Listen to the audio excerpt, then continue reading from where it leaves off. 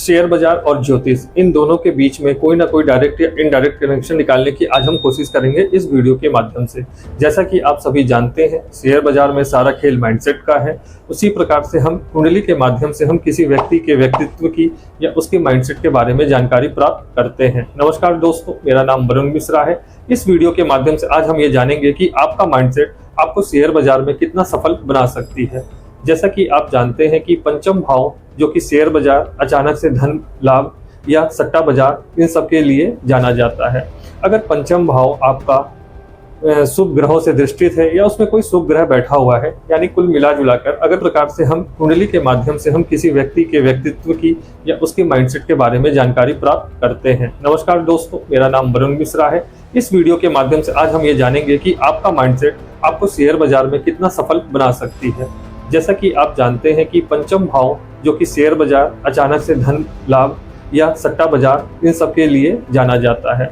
अगर पंचम भाव आपका शुभ ग्रहों से दृष्टित है या उसमें कोई शुभ ग्रह बैठा हुआ है, यानी कुल मिला जुलाकर अगर पंचम भाव का योग काफी अच्छा बना हुआ है, तो ऐसी स्थिति में ये माना जाता है कि जातक शेयर बाजार से अच्छा प्रॉफिट कमा सकता है। लेकिन इसका मतलब ये नहीं है कि वह अंधाधुंध निवेश करे, क्योंकि पंचम भाव से हम ज्ञान भी प्राप्त करते हैं जो कि डायरेक्टली इनडायरेक्टली ये बताता है कि आपको शेयर बाजार या किसी भी प्रकार की स्पेकुलेशन से करने से पहले उस चीज़ के बारे में आपको जानकारी अवश्य होनी चाहिए।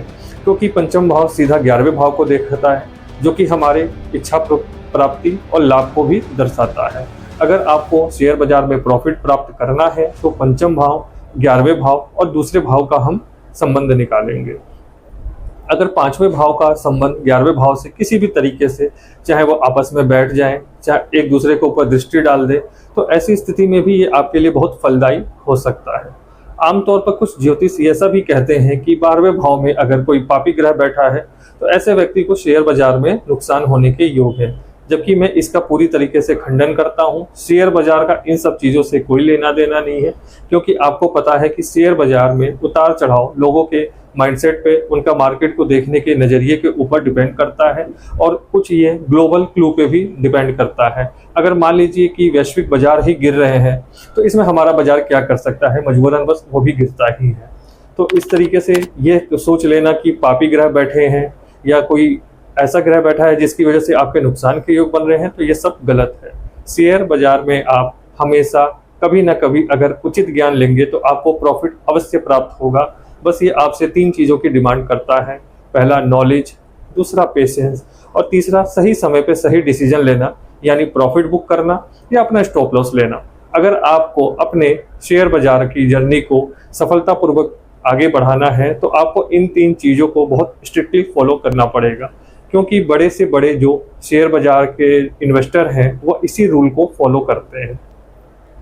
ज्योतिष में सिर्फ शेयर बाजार का इतना ही लेना देना है कि यह आपके माइंडसेट को बताता है कि अगर मान लीजिए आपकी कुंडली में चंद्रमा पीड़ित है, यानी चंद्रमा के ऊपर किसी पाप ग्रह की दृष्टि है, या चंद्रमा सूर्य के साथ बैठा है यानी अमावस का योग बना हुआ है, ऐसी स्थिति में व्यक्ति का जो माइंडसेट होता है वो थोड़ा कमजोर होता है, वो इम्पल्सिव डिसीजन लेता है, उसके मन में हमेशा स्ट्रेस रहता है। तो ऐसे व्यक्ति को हम चंद्रमा को मजबूत करने की सलाह देते हैं। आप चंद्रमा के उपाय कर अपने चंद्रमा को मजबूत कर सकते हैं। अगर आप ये जानते हैं कि आपकी कुंडली में चंद्रमा कमजोर है तो आप उसका उपाय करें, या हमें अपनी कुंडली भी व्हाट्सअप कर सकते हैं, जिससे कि हम आपकी कुंडली का एनालिसिस करके यह बता सकें कि चंद्रमा कमजोर है और उसके लिए क्या उपाय किया जाना चाहिए। आमतौर पर यह देखा जाता है कि दूसरे भाव जो होता है वह लॉन्ग टर्म इन्वेस्टमेंट को दिखाता है, यानी आप उसको डायरेक्टली या इनडायरेक्टली 100% देकर उसको पैसा कमाने के लिए नहीं देख सकते हैं। तो अगर आपके दूसरे भाव का संपर्क बन जाता है 11वें भाव से या 5वें भाव से, तो ऐसी स्थिति में भी आपको शेयर बाजार से बहुत अच्छा मुनाफा होने का योग बना हुआ है। अगर आपको कोई ज्योतिषी ये कहता है कि भाई 12वें भाव में ये ग्रह डिफेंस के शेयर ले लो, वो ग्रह बैठा है तो आप FMCG के शेयर ले लो, तो ये सब गलत है। आप इस सब चीज़ों पे विश्वास ना करें, क्योंकि शेयर बाजार जो है वह सेक्टर रोटेशन के ऊपर भी डिपेंड करता है। आज कोई शेयर चल रहा है, 3 महीने के बाद कोई शेयर चलेगा, 6 महीने के बाद कोई शेयर चलेगा। तो अगर आप ज्योतिषी से ये पूछते हैं कि कौन सा शेयर खरीदूं, तो ये भी आपकी अपनी गलती मानी जाएगी। ज्योतिषी का इससे कोई लेना देना नहीं है। ज्योतिषी का सिर्फ आपको ये बताना है कि आपका माइंडसेट कैसा है, आपको धन योग बने हैं कि नहीं बने हैं। मान लीजिए आपका अष्टम भाव में ही बैठ गया तो अष्टम भाव क्या होता है? डीप रिसर्च का होता है। या तो आपको अचानक से बहुत धन लाभ हो सकता है या आपको अचानक से धन हानि भी हो सकती है। तो इसलिए ऐसे में सलाह दी जाती है कि आपको शेयर खरीदने से पहले एकदम एक डीप रिसर्च अवश्य करना चाहिए। डीप रिसर्च करना कोई गलत चीज नहीं है। आप स्कैनर वगैरह यूज करके अच्छे शेयरों को चुनाव करें, उसमें सही स्टॉप लॉस, सही टारगेट लगाकर आप राइट एंट्री कर सकते हैं। तो कुल मिला जुला कर मेरा ये वीडियो बनाने का यही तात्पर्य था कि मेरे पास काफी लोग ये कॉल करते हैं कि गुरुजी बताइए कौन सा शेयर मैं खरीदूं। तो भाई ज्योतिष में इसका कोई भी जवाब नहीं है कि आप कौन सा शेयर खरीदें जिससे कि आपको प्रॉफिट होगा। आप कौन सा शेयर खरीदें कि जो आपको दिन दुगना रात चौगुना माला माल कर देगा। ज्योतिष सिर्फ आपका मार्गदर्शन करता है। वह एक टॉर्च लाइट की तरह है जो यह बताता है कि भाई ये रास्ते में ये कमी है, इसका आप निवारण करिए और आगे बढ़िए।